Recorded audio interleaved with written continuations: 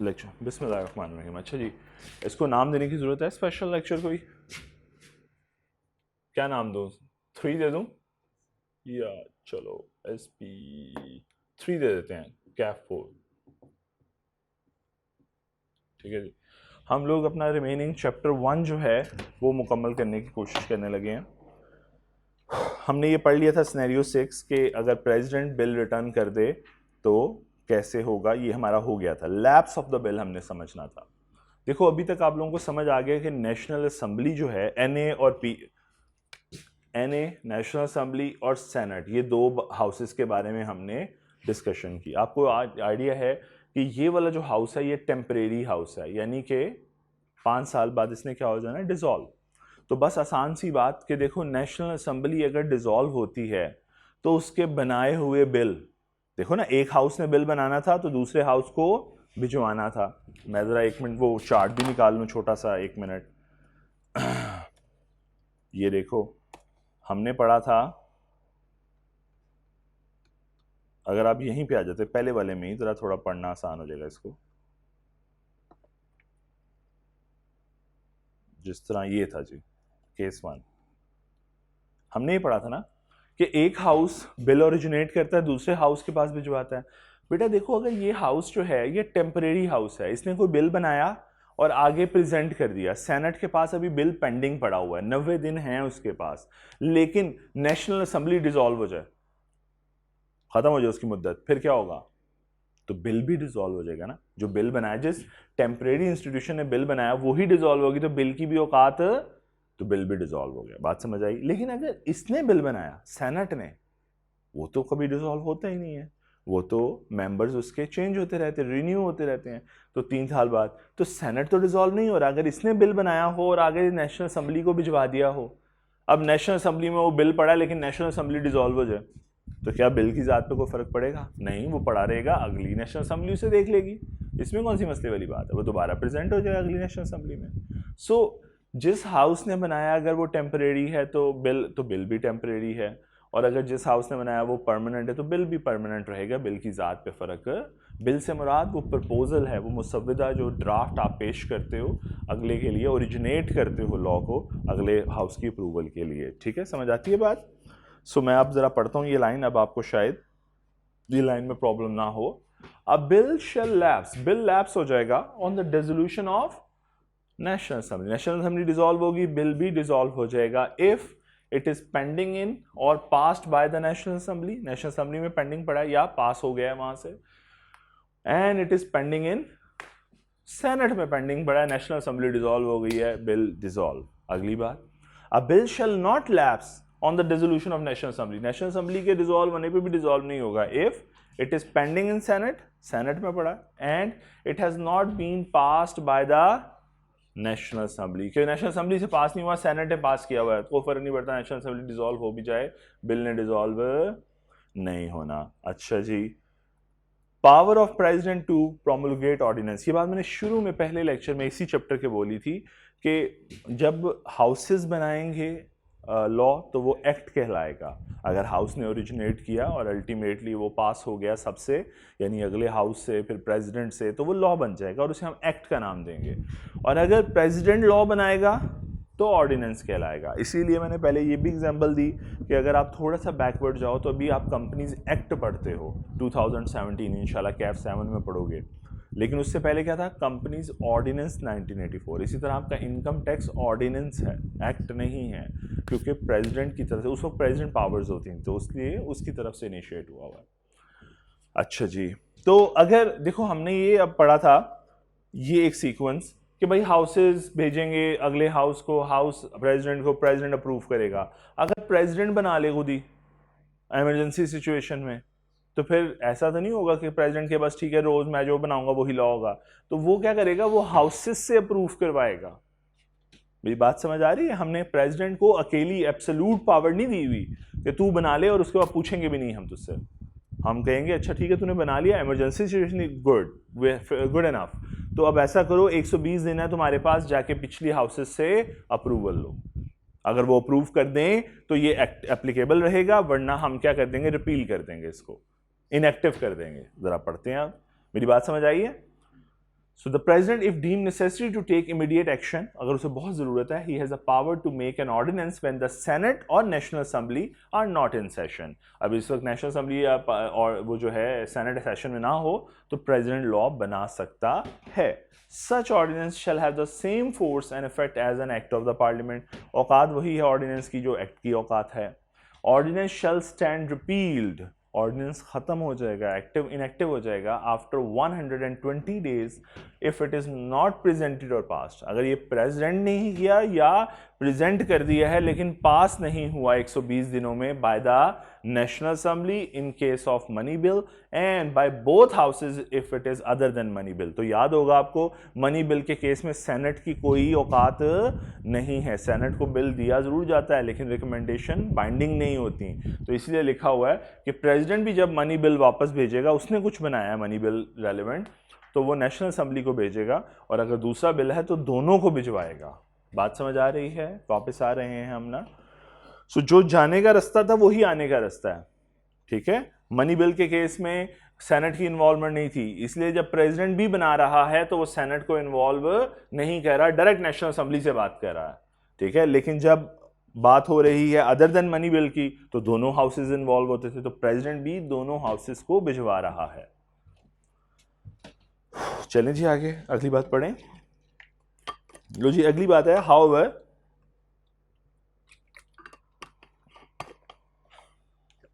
ये सेक्शन ना थोड़ा इनकम्प्लीट लिखा हुआ है. इसी का एक और पैच आर्टिकल और भी है, सब आर्टिकल, लेकिन मैं ये कहूँगा कि आपके बुक में जितना है आप उसमें याद कर लें, क्योंकि इसमें आपको नजर आएगा कि नेशनल असेंबली को बहुत पावर दी हुई है, हालांकि रियलिटी में ये बात आधी लिखी हुई है. ठीक है, इसमें क्या लिखा हुआ है, नेशनल असेंबली में pass a resolution to extend any ordinance for another period of 120 days. यानी 120 दिन में नहीं अप्रूवल हुई नेशनल असेंबली की, कोई बात नहीं, हम 120 दिन इसको और एक्सटेंड करते हैं. ठीक है, और disapprove any ordinance if so it shall expire on the day of such resolution. देखो ना, नेशनल असेंबली के बाद मामला आया, वो क्या करेगी, वो या तो कहेगी नहीं लगा, अच्छा 120 दिन के अंदर अंदर आया, उसने चेक किया, उन्होंने कहा नहीं जी नहीं हम पास नहीं कर रहे, तो रिजेक्ट हो गया ना. तो जिस दिन रिजेक्ट हुआ उसी दिन खत्म. दूसरा केस आया है, सोचा इस पे भी बहस होगी, तो 120 दिन से आगे चले जानी है बहस, आज बहुत क्लोजर है हम 120 दिन के, ओके नहीं अभी इस पे बहस होगी, तो ऐसा कीजिए इसको एक्सटेंशन दे दीजिए, तो फर्दर 120 डेज की एक्सटेंशन है, यानी ऑर्डिनेंस अलाइव रहेगा फॉर फर्दर 120 डेज, यानी टोटल हो गए 240 डेज. बात समझ आती है? लेकिन ऐसा ना सिर्फ मनी बिल के केस में होता है, जो दूसरा बिल होता है ना जिसमें दोनों हाउसेस, वहां पे दोनों हाउसेस की तरफ से आता है. इसलिए मैं कह रहा हूँ ये आधी लिखी हुई है बात. ऐसा लग रहा है सारी उनके लिए नेशनल असेंबली को बहुत पावर है, ऐसे लगा है ना कि सारी बातें जो ऊपर पढ़ आए हैं उसके लिए नेशनल, लेकिन ये आधी पर भी है ना. लेकिन मैं आपको कहूंगा आप इससे ज्यादा कुछ नहीं करेंगे, आप इतना ही करेंगे जितना इस वक्त आपकी बुक में है. प्लीज इस चार्ट को जरा एक दफा आप पढ़िए, आपको समझ आ जाएगी. अभी इससे काफी बेहतर चार्ट्स मैंने आप लोगों से शेयर कर लिए हैं.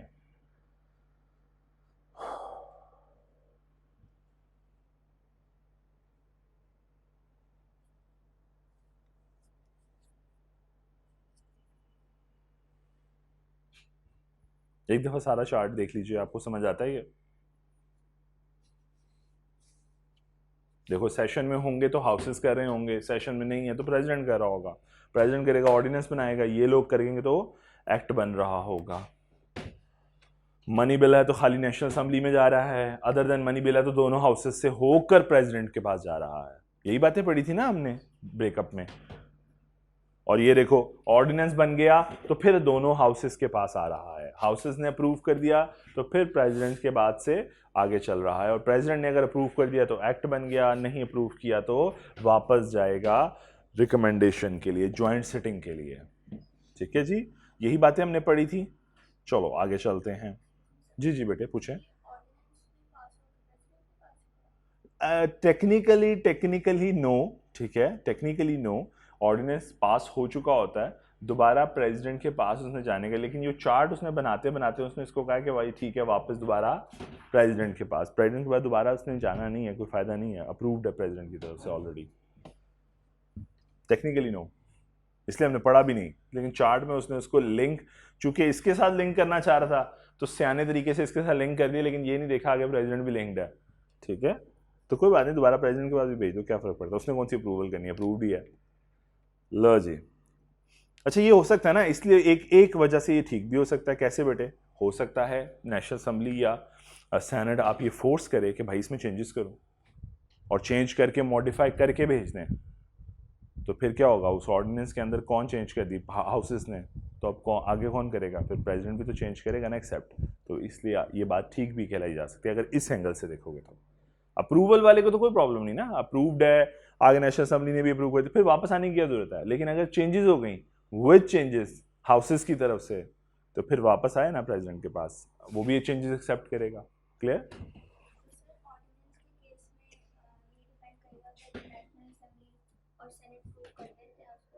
यस यस बनेगा, लेकिन उसका कहलाएगा ऑर्डिनेंस ही हमेशा, फॉर एवर, जब तक वो रहेगा ऑर्डिनेंस कहलाएगा। तो वो इनिशिएट किससे हुआ है? प्रेसिडेंट से।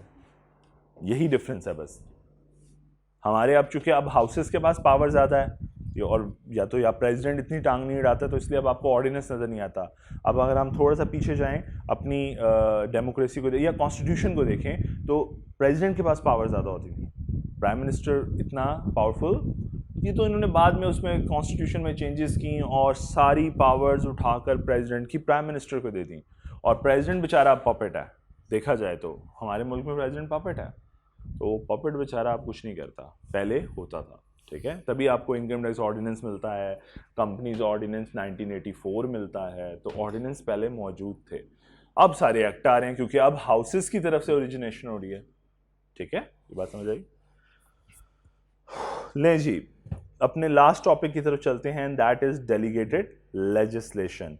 आप जो लोकल अथॉरिटीज का काम कर देते हैं, होता क्या है कि देखो, समटाइम्स ऐसा फील होता है कि यार जो पार्लियामेंट वाले लोग हैं ना, वो बड़े बिजी हैं बेचारे, तो हमें लोकल अथॉरिटीज का काम कर देते हैं कि कुछ पावर्स जो हैं वो डेलीगेट कर दी जाती हैं लोकल अथॉरिटीज को, ताकि उनको अच्छे तरीके से सर्व किया जा सके। तभी आप अक्सर देखते हो ना, लोकल बॉडीज देखते हो कि वो बनी होती हैं, जो उसको उसको मतलब फेस बनी होती है कि ये लोकल बॉडी है जो इसको सर्व करेगी। जिससे मैं आपको एक बताता हूँ, एक प्रैक्टिकल एग्जांपल दे देता हूँ। देखो, एक प्रोजेक्ट है, आपने नाम शायद सुना हो, इसका सेहत कार्ड का एक प्रोग्राम अगर आप देखते हो, तो उस कार्ड के अंदर अगर मैं कहूँ कि पाकिस्तान का प्रोजेक्ट है, लेकिन उसने नीचे अपने एक अथॉरिटी को जनरेट करके कहा ये जो अथॉरिटी है ना, हेल्थ केयर अथॉरिटी, ये इसको सुपरवाइज करेगी। अब उसने अपनी गवर्नमेंट ऑफ पाकिस्तान ने अपनी तमाम पावर उस हेल्थ केयर अथॉरिटी को दे दी। ठीक है, तो अब हो क्या रहा है, ज़रा गौर करो। ये देखो, मैंने कहा सेहत कार्ड का प्रोग्राम अगर हो, जो आपका सेहत कार्ड प्रोग्राम है, इसके अंदर ये प्रोजेक्ट है गवर्नमेंट ऑफ पाकिस्तान का, लेकिन गवर्नमेंट ऑफ पाकिस्तान ने ये अथॉरिटी दे दी है, से मैं कहता हूँ PHIMC को, Pakistan health institute of medical science, मतलब अपने इस तरह कुछ है, मैं अगर इसका पूरा मुखफ़फ़ नहीं बोल पा रहा। सो PHIMC, चलो मैं यूँ इसको भी नहीं लिखता, मैं ये कहता हूँ जी, उन्होंने एक अथॉरिटी दे दी, एक हेल्थ अथॉरिटी को हेल्थ अथॉरिटी बना दी। उन्होंने कहा ये सारा सुपरवाइज करेगी ये प्रोजेक्ट, और सब लोग इसे आंसरेबल है, और ये ऐसा ही समझा जा रहा है इसके पास सारी पावर्स हैं जो गवर्नमेंट की हैं, इसे ऐसा ही समझो जैसे गवर्नमेंट है। तो ये आपने क्या काम किया? Local authority. बात समझ आई? आपने इसे डेलीगेट किए हैं पावर, और अब वो इतनी स्ट्रांग हो गई है कि वो पूरा प्रोजेक्ट नीचे चला रही है। आपको मेरी बात समझ आती है? तो ये है लोकल अथॉरिटी जिसकी मैं बात करने। अब इस डेलीगेशन का एक फायदा है और एक नुकसान है। फायदा ये है कि अच्छा, अब ये लॉ बना रही है जिसके थ्रू वो इस पूरे प्रोजेक्ट को क्या कर रही है? रेगुलेट। उसे एग्रीमेंट कहते हैं, एग्रीमेंट के थ्रू रेगुलेट। अब वो एग्रीमेंट लॉ ही है ना, जो उसने कह दिया वही कानून है। एग्रीमेंट में जो लिखा है वो कानून से कहते हैं जी। इसकी अगर बात करूँ तो वो है जी इंश्योरेंस एग्रीमेंट, इन्होंने बना दिया इंश्योरेंस एग्रीमेंट। अब ये इंश्योरेंस एग्रीमेंट ही लॉ है बेटे, और इसी के अंडर ये पूरा प्रोजेक्ट चल रहा है। तो समझाना ही चाह रहा हूं, ये लॉ मेकर बन गए ना फिर। आपने जो अथॉरिटी इनको दी थी लोगों ने इलेक्शन लड़के, उन्होंने अपनी अथॉरिटी आगे डेलीगेट कर दी है। अब इस डेलीगेशन के कुछ फायदे होंगे, कुछ नुकसान होंगे, तो वही हम बस पढ़ने जा रहे हैं। और किसी हद तक कंट्रोल है गवर्नमेंट का, कैसे? अगर कल को ये अपने आप को बहुत फन्ने समझ ले और फजूल हरकतें शुरू कर दे या गलत लॉ बनाना शुरू कर दे या अपनी पावर से एक्सीड कर जाए, तो गवर्नमेंट क्या करेगी फिर? वापस आ जाओ, कोर्ट के थ्रू उसको चैलेंज कर सकती है कि भाई इसको मैंने इतनी अथॉरिटी दी नहीं थी, तो इसका डिसीजन रिवर्ट करवा देगी कोर्ट से। बात समझ आई है? तो गवर्नमेंट ने जरूर डेलीगेट किया, लेकिन किसी हद तक पावर्स कंट्रोल रखा है कि कल को ये अपने हाथ से तजावज करेंगे, वो कहते हैं ना हाथ पकड़ाया बांह नहीं पकड़नी, तो वो बांह पकड़ेंगे तो हम उनको रोक लेंगे कोर्ट के थ्रू। Is that clear? अब कुछ डिसएडवांटेज और एडवांटेजेस हैं, वो पढ़ते हैं जरा। पहले जरा इसको थोड़ा सा पढ़ेंगे। ये बात समझ आइए डेलीगेटेड लेजिस्लेशन होती क्या है, क्योंकि गवर्नमेंट ऑफ पाकिस्तान हर चीज नहीं देख सकती इस तरह, उसे किसी ना किसी को आगे अथॉरिटी डेलीगेट करनी है। देखो मैं अगर एक बहुत, चलो यूं कहता हूं, एक एमडी कंपनी का, बहुत बड़ी कंपनी चलाए, मिलियनर कंपनी है, बिलियनर कंपनी है, सपोज, जैसा मैं अगर बात करता हूँ, सपोज मैं अपने मुल्क में रहते हुए बात करता हूँ, से हमारे पास बहुत बड़े बड़े ग्रुप, सिस्टम लिमिटेड है या नेटसोल है, ये बड़े ग्रुप्स हैं हमारे, जाइंट्स ग्रुप्स हैं, राइट। इसी तरह और भी ग्रुप्स हैं, मैं चलो ये वाला एक नाम ले लिया। सिस्टम लिमिटेड के अंदर अगर ऊपर एक एमडी बैठा है या वो सीईओ बैठा है, आपको लगता है वो सारे काम खुद करता है? नहीं कर सकता ना, इतनी बड़ी कंपनी बन ही नहीं सकती, फिर बिलियंस का बिजनेस वो देख ही नहीं पाएगा। उसे अपने क्या करने पड़ेंगे, विंग्स बनाने पड़ेंगे, उसे अपने ट्रस्ट वर्दी लोग बनाने पड़ेंगे जिनको वो पावर्स डेलीगेट करेगा, अगर तुम ये कर लो, तुम ये कर लो, तुम ये कर लो। जैसा निशाद एक बहुत बड़ा ग्रुप है, सॉरी निशाद मैं भूल गया, पता नहीं किस तरह। अब निशाद ने क्या किया हुआ, निशाद ऊपर चेयरमैन साहब बैठे हैं, उन्होंने कहा सारा कुछ तो वो खुद नहीं कर सकते, उनके पास तो इतना टाइम ही नहीं है, हर एक के पास कितने घंटे, 8-10 घंटे 12 घंटे ही है ना काम करने के लिए। तो उसमें वो क्या करते हैं, उन्होंने अपने विंग्स बनाए हुए हैं, पावर विंग वो देख रहा है, अच्छा जी टेक्सटाइल विंग ये देख रहा है, अच्छा डेयरी का विंग ये डेयरी मीन्स जो उनकी डेयरी निशाद डेयरी है उसका विंग ये देख रहा है। उन्होंने डिफरेंट क्या कर दिए, विंग्स बना दिए कि करो भाई, बात समझ आती, डेलीगेट कर देते हैं अपनी पावर। तो गवर्नमेंट भी इसी तरह अपनी पावर्स को डेलीगेट करना गवर्नमेंट की मजबूरी होती है, काम नहीं हो सकता इसके बगैर। बात समझ आती है? So in delegated legislation power is given to an executive, a minister or public body to buy laws for specified purpose only means local authorities को दे दिया जाता है, are given statutory power। बात समझ आई है? उनको statutory powers दे दी जाती हैं कि भाई तू कर, ठीक है, हालांकि हमारी पावर है लेकिन तू इस्तेमाल कर, कोई बात नहीं। अब डेलीगेटेड लेजिस्लेशन में कंट्रोल कैसे आएगा? Parliament has some control over delegated legislation. Parliament है ना गवर्नमेंट, उसका कुछ कंट्रोल है डेलीगेटेड लेजिस्लेशन। कैसे? By restriction and defining the power to make.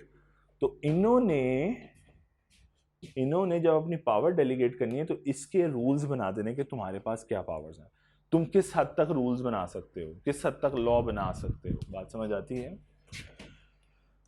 Rules made under delegated power may be challenged in the courts on the grounds that it is ultra vires. Ultra vires कहते हैं exceeding the limit, beyond the control, beyond the powers, exceed the prescribed limit. If the objection is valid the court declared it void. तो अगर court को लगा हाँ ये बात तो बिल्कुल ठीक है, ऑब्जेक्शन तो गवर्नमेंट ऑफ पाकिस्तान का बिल्कुल ठीक है, वैलिड है, तो वो क्या करेगी, उस लॉ को इनवैलिड डिक्लेयर कर देगी। क्या यहां तक बातें समझ आ रही हैं? Advantages of delegated legislation. Time, parliament does not have time to examine matters in detail. तो पार्लियामेंट को पहला एडवांटेज ये है कि यार ये एक स्पेसिफिक प्रोजेक्ट है और पार्लियामेंट के पास इतना टाइम नहीं है कि वो इस प्रोजेक्ट के अंदर जंप इन करे। हम बेहतर समझते हैं इस प्रोजेक्ट को, इसकी छोटी छोटी बातों को, ये चलेगा कैसे, क्या लिमिटेशंस हैं, किस डिस्ट्रिक्ट में जाना है तो किस तरह जाना है। बात समझ आती है? Expert opinion, much of the content of delegated legislation is technical and is better worked out in consultation with professional outside parliament। अब देखो ये इंश्योरेंस का कॉन्ट्रैक्ट है ना, तो इसमें इंश्योरेंस वाले एक्सपर्ट्स आएंगे तो ज़्यादा बेहतर एडवाइस करेंगे ना एज कम्पेयर टू। अब इस प्रोजेक्ट में एक मज़ा आप बताता हूँ, चूँकि मैं इसको अंदर से अच्छी तरह जानता हूँ इस प्रोजेक्ट को इसके अंदर डॉक्टर्स इन्वॉल्व हैं। क्यों? क्योंकि सारा हेल्थ से रिलेटेड है, मुख्तलिफ डिजीज़ हैं हॉस्पिटल्स में, आपको तो पता ही नहीं ना, मुझे उनके नाम आते होंगे लेकिन डॉक्टर्स को बताएंगे इसका आपको अगर मज़ा आएगा इस सुन के कि इसमें जो इंश्योरेंस डिवीजन जो इन्वॉल्व है, हेल्थ डिवीजन जो इन्वॉल्व है इंश्योरेंस का, उनमें डॉक्टर्स बैठे हैं, इस प्रोजेक्ट को लीड करने वाले डॉक्टर्स हैं, क्योंकि उनके बगैर ये पॉसिबल ही नहीं है रेट लिस्ट निकालना कि किस बीमारी का कितना रेट होना चाहिए, कितना को हॉस्पिटल को देना चाहिए, ब्ला ब्ला ब्ला। बात समझ आती है? तो देखो ना, एक्सपर्ट आ गए ना बीच में। गवर्नमेंट ऑफ पाकिस्तान में कहाँ से आने थे डॉक्टर? पार्लियामेंट में डॉक्टर कहाँ से आना था? लेकिन लोकल अथॉरिटी को दिया तो वहां पे डॉक्टर बैठा है, अब वो कर रहा है फैसिलिटेट। बात समझ आई? डॉक्टर भी बैठा है, इंश्योरेंस का एजेंट भी बैठा है, सब एक्सपर्ट बैठे हैं। तो ये एक बात है जो बात समझ आई। क्लियर हुई बात क्या? अच्छा, फ्लेक्सिबिलिटी है, बड़ा आसान है किसी भी इस इंश्योरेंस एग्रीमेंट को अमेंड करना। अज्यूम कर रहा हूँ पार्लियामेंट में जाना हो तो दोनों हाउसेस के पास जाना पड़ेगा, प्रेसिडेंट के पास। और भाई एक इंश्योरेंस एग्रीमेंट रिवाइज करना हो कितना को मुश्किल काम है, इंश्योरेंस एग्रीमेंट जल्दी रिवाइज हो जाएगा, फ्लेक्सिबल है। और लॉ की तरह पहले सेनेट जाओ या नेशनल, ना वो जरूरत नहीं है। So delegated legislation is more flexible than an act of Parliament. It is far simpler to amend a piece of delegated legislation than to amend an act of Parliament. बात समझ आती है? भाई डेलीगेटेड लेजिस्लेशन ये power है, इसने insurance agreement करना है, इसको किसी से पूछने की जरूरत नहीं, इसने क्लॉज अमेंड कर देनी है। इधर अगर होता तो पहले देखना जाएगा नेशनल असेंबली कर रही है, प्रेसिडेंट के सेनेट, फिर दोनों के सेशन हैं कि नहीं हैं, फिर उसमें टाइम्स आया, फिर प्रेसिडेंट के पास गया है, फिर अब फाइनली साइन होना है। बात समझ आती है? तो टाइम वेस्टर है। तो ये डेलीगेटेड क्या है? ज्यादा फ्लेक्सिबल है। डिसएडवांटेजेस क्या है? कहते हैं the main criticism of delegated legislation is that it takes law making away from the democratically elected members. हमने जिनको बांदरों को सिलेक्ट किया, आपने उनसे इख्तियारात ही ले लिए, आपने आगे, उन्होंने आगे बांट दिए इख्तियार। मतलब आप कभी ये विश करते हो कि आप किसी को काम दो और वो आगे काम दे दे किसी को? आपको तो यार तुझे दिया था ना, तूने आगे क्यों डेलीगेट किया? सो बिल्कुल हमें यही प्रॉब्लम है कि जो इलेक्टर, जो वोटर है वो कहता है मैंने तुझे वोट दिए थे, तूने आगे पावर्स क्यों दे दी हैं? बात समझ आई वाली लाइन की? Power to make law is given to unelected civil servants and experts working under the supervision of a government minister. So यहाँ पे इस प्रोजेक्ट को यहाँ पे लीड कर रहा है गवर्नमेंट मिनिस्टर। बात समझ आती है? तो कहता है गवर्नमेंट मिनिस्टर जो है उसने अनइलेक्टेड सिविल सर्वेंट्स को ये प्रोजेक्ट दे दिया है। तो हमें ये प्रॉब्लम है, डिसएडवांटेज है। Delegated legislation can be produced in large amounts. Volume of such law becomes unmanageable and it is impossible to keep up to date. देखो बेटा, लॉ जब बनता है ना, आपने अभी एक्ट नहीं देखा उसमें बड़ा प्यारा सीक्वेंस होता है आपको सेक्शन, पहले एक्ट मिलता है, फिर रूल्स, रेगुलेशन, प्रूडेंशियल रेगुलेशन, अनेक्सचर उससे जुड़े हुए, फॉर्म्स जुड़े हुए, हर बात बड़ी ऑर्गेनाइज्ड होती है। एक सेक्शन जब ऐड किया जाता है तो उसमें लिखा जाता है कि इस जैसा कोई और सेक्शन या किसी इस जैसी कोई बात कहीं और भी लिखी हुई है। तो अगर लिखी होती है तो ये बताया जाता है कि इसकी पावर ज़्यादा है कि उसकी पावर ज़्यादा है। जैसा मैं अक्सर कहता हूँ, special provision prevail over the general. तो बताया जाता है क्लियरली कि मेरी बात सुनो। कुछ ऐसे सेक्शन है जहाँ पे लिखा जाता है मेरी बात सुनो, बाकी जहाँ भी कुछ लिखा है बकवास है। और कुछ जगहों पे ऐसे लिखा जाता है मैं कुछ बता रहा हूँ सुन लो, अगर कहीं कुछ और स्पेसिफिक लिखा है तो जैसा वहाँ लिखा है वो मान लेना। तो इसका मतलब कितना क्लियर ऑर्गेनाइज्ड लॉ बनता है कि यहाँ तक रेफरेंस दिया जाता है कि कहीं और किसी सेक्शन में फलां जगह पे जो लिखा हुआ है जैसा लिखा हुआ है मान लेना, जर्नल बात ये है। और कई जगह पे कहा जाता है मैं जो कह रहा हूं यही स्पेशल बात है इस पॉइंट के हवाले से, कहीं कुछ और भी लिखा हुआ है सब इग्नोर कर दो। सो पावर सेक्शंस भी, लेकिन जब यहां पे लॉ बनेगा ये तो अनमैनेजेबल है, इनको खुद नहीं पता लगना पिछली दफा क्या बनाया था और अब क्या चेंज कर रहे हैं, और जो चेंज कर रहे हैं उसकी वजह से बनाए हुए में क्या क्या प्रॉब्लम आ जानी है। ये तो एक बात सोच के चेंज कर रहे हैं ना, हो सकता है 10 और प्रोविजंस हो जिनके साथ उसका क्लैश आ जाए, इनको याद ही नहीं, इनको समझ नहीं आएगा क्योंकि वहां पे इंडेक्सिंग हुई नहीं हुई, अनमैनेजेबल है। बात समझ आती है जी? तो क्वेश्चन नंबर 4 देखो, बड़ा आसान सा सवाल है, जरा देखो।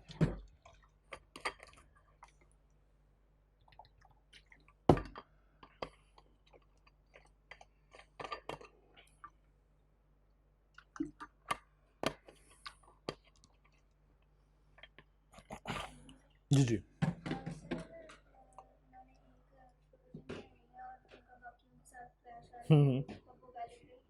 असूलन ये होता है जब तक इनको पता लगेगा कि ये तो और प्रॉब्लम कर रही है, तो प्रॉब्लम को हाईलाइट करेगा तो दोबारा प्रोविजन अमेंड करना इनकी मजबूरी बन जानी है। क्या करेंगे बेचारे, मजबूरी बन जानी है, वो खुद ही अमेंड कर लेंगे क्योंकि उनके लिए फायदेमंद नहीं होगी। मैं कहूँगा एक पॉइंट पे तो चल पड़े, दूसरे में अड़ गए, फायदा क्या होगा। मैं कहूँ इंश्योरेंस की एक क्लॉज चेंज कर लेते, बाद में पता लगे ओहो उसके साथ तो 4 क्लॉजेज और खराब हो रही हैं, तो मजबूरी में चेंज करनी पड़ेगी बाद में दोबारा। ठीक है जी। प्रैक्टिस क्वेश्चन 4 पढ़िए, बड़ा आसान सा सवाल है, उसमें पूछा है बता दीजिए मनी बिल के केस में नेशनल असेंबली सेशन में ना हो और जब नेशनल असेंबली सेशन में हो, दो बातें पूछी हैं उसने। सेशन में होगी तो नेशनल असेंबली बनाएगी, प्रेसिडेंट को भेजेगा, और अगर नहीं होगी तो प्रेसिडेंट बनाएगा और नेशनल असेंबली को भेज देगा। ठीक है। क्वेश्चन नंबर 6 पढ़िए जरा, देखिए practice question 6। How is the is a law promulgated when National Assembly is not in session. जब सेशन में ना हो तो क्या करें? तो वो कहते हैं जी in such law in any way different from an act of parliament, is such law is any way different from act of parliament, what is its tenure? तो आसान आसान सी बातें उसने स्ट्रेट फॉरवर्ड पूछ ली हैं. कैसे नेशनल असेंबली साइनेशन में ना हो तो क्या करे? प्रेसिडेंट बना ले. क्या ये डिफरेंट है? नहीं जी, बिल्कुल पावर सेम है, ऑर्डिनेंस की पावर एक्ट के बराबर है. और टेन्योर क्या है जी? 120 दिन का, उसके अंदर अंदर अप्रूवल लेनी है. क्लियर होगी बात? अगली बात, specify Pakistani system of government and identify state roles in legislation process. तो वो जो शुरू का एक एरिया था वो शायद पता नहीं मैंने आप लोगों से डिस्कस किया कि नहीं, ये वाला सिस्टम ऑफ गवर्नमेंट, ये एक पैराग्राफ था, ये शायद हमारा स्किप हो गया था अगर मैं गलत नहीं हूँ तो, कि Pakistan has a federal parliamentary system of government with the president as a head of state है हमारे केस में, और prime minister head of government है. Federal legislation is a bicameral Majlis Shura, यानी दो हाउसेस पर. बाईकैमरल का होता है consist of two houses, bicameral consist of two houses. तो पार्लियामेंट या जो मजलिस शूरा है वो दो हाउसेस पर मुश्तमिल है. One is national assembly and other one is senate, और third one is president. So composed of the president, national assembly and senate, lower house and upper house. तो शायद ऊपर वाला एक पैरा मैं शायद नहीं पढ़ाया था उस टाइम पे जहाँ पे मैंने सेनेट और नेशनल असेंबली को डिस्कस किया था. तो एक्चुअली उसने ये पूछा है, ठीक हो गया. और साथ ही उसने पूछा है सेनेट का रोल भी बता दें कि वो लॉ मेकिंग में क्या है. तो हमें पता है भाई, एक हाउस बनाएगा तो सेनेट की अप्रूवल लेगा तो सेनेट आगे जाएगा प्रेसिडेंट के पास, वरना नहीं जाएगा.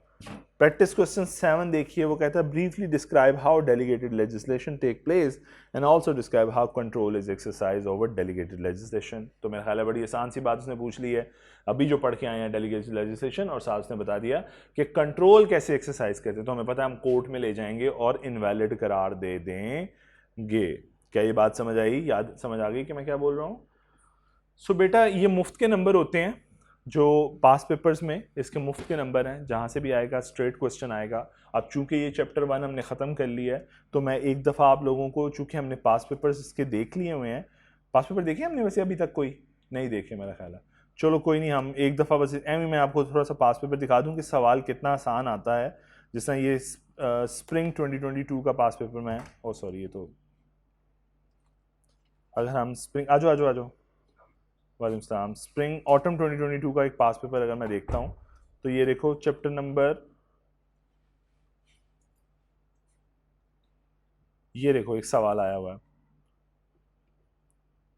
ऑटम 2022 में. दोबारा वही सवाल पूछा है, discuss briefly discuss delegated legislation, 2 advantages बता दें, 2 डिसएडवांटेजेस बता दें, साथ ये भी बता दें कि control is exercise, how control is exercised. वही बात दोबारा. कितने नंबर हैं? 5 नंबर. तो ये मुफ्त के नंबर होते हैं चैप्टर 1 में से. अच्छा, इसी तरह ये ऑटम 2022 का था, हम ऐसा करते हैं स्प्रिंग 2022 का भी देख लेते हैं.